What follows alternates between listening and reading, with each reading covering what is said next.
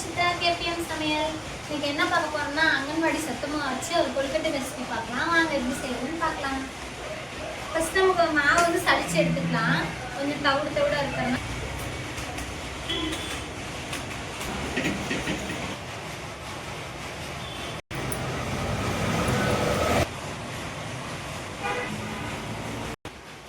நல்லா சளிச்சு எடுத்துக்கோங்க. அதான் மாவு நல்லா நைஸாக இருக்கும். நம்ம கொழுக்கட்டை செய்யும்போது நல்லா சாஃப்டாக இருக்கும். பாருங்க எவ்வளோ தவிடு இருக்குங்க.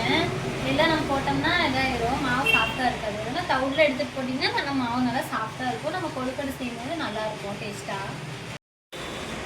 ஃப்ரெண்ட்ஸ், இப்போ நம்ம வந்து சத்துப்பாவு வந்து சல்லடிச்சு எடுத்தாச்சு.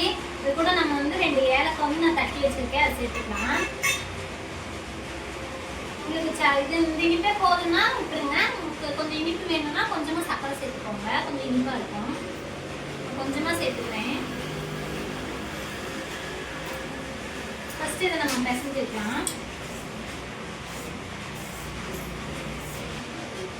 நம்ம சர்க்கரை சேர்த்து பிசைஞ்சிட்டோம். இது கூட வந்து நம்ம வந்து வேர்க்கடலை சேர்த்துக்கலாம். நல்லா இருக்கும் வேர்க்கடலை சேர்த்திங்கன்னா. கொழுக்கட்டை செஞ்சுட்டு சாப்பிடும் போது அந்த கடிப்படும், நல்லா இருக்கும் டேஸ்ட்டாக. இதையும் ஒரு பரட்டிக்கலாம். அடுத்து நம்ம தேங்காய் வந்து பல்பெல்லாம் கட் பண்ணி வச்சுருக்கேன், இது சேர்த்துக்கலாம்.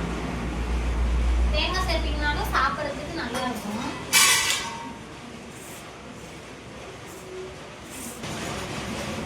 நம்ம கொஞ்சம் கொஞ்சமாக தண்ணி சேர்த்து கொழுக்கட்டை பிடிக்கிற அளவு பிசைஞ்சு வச்சுக்கலாம்.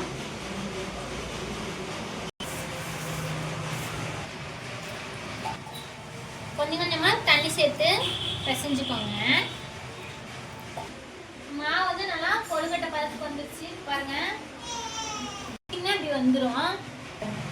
இப்படி பிடிச்சி வச்சுட்டீங்கன்னா இதில் வச்சு இதை வேக வச்சு எடுத்துக்கலாம். அடுப்பத்தை வச்சுக்கலாம். அடுப்பத்தை இது மேலே இட்லி பாத்திரத்தை வச்சு அது மேலே தண்ணி ஊற்றி வச்சுருக்கோம். இப்போ நம்ம இட்லி தட்டில் பிடிச்சி வச்ச கொழுக்கட்டையை வச்சு வேவிச்சு எடுத்துக்கலாம். இட்லி தட்டில் நல்லா ஒரு காட்டன் துணி போட்டு வச்சுக்கோங்க. நீங்கள் அப்படியே வச்சிங்கன்னா அந்த ஓட்டையில தான் மாவு கரைஞ்சிட்டு போயிடும். அதனால் துணி போட்டு வேக வச்சுக்கோங்க. பாருங்க பிடிச்சி வச்சது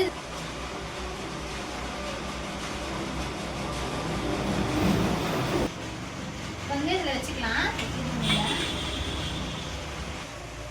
இப்போ எல்லாம் வச்சாச்சு. இப்போ இட்லி தட்டு போட்டு மூடி வச்சிடலாம். பார்த்தீங்கன்னா 10 நிமிஷம் ஆயிடுச்சு. கொழுக்கட்டை நல்லா வெந்து மணமாக வாசம் வந்துருச்சு. பாருங்க கொழுக்கட்டை ரெடி ஃப்ரெண்ட்ஸ். பாருங்க இந்த ரெசிபி உங்களுக்கு பிடிச்சிருந்ததுன்னா மறக்காம கமெண்ட் பண்ணுங்க, லைக் பண்ணுங்க,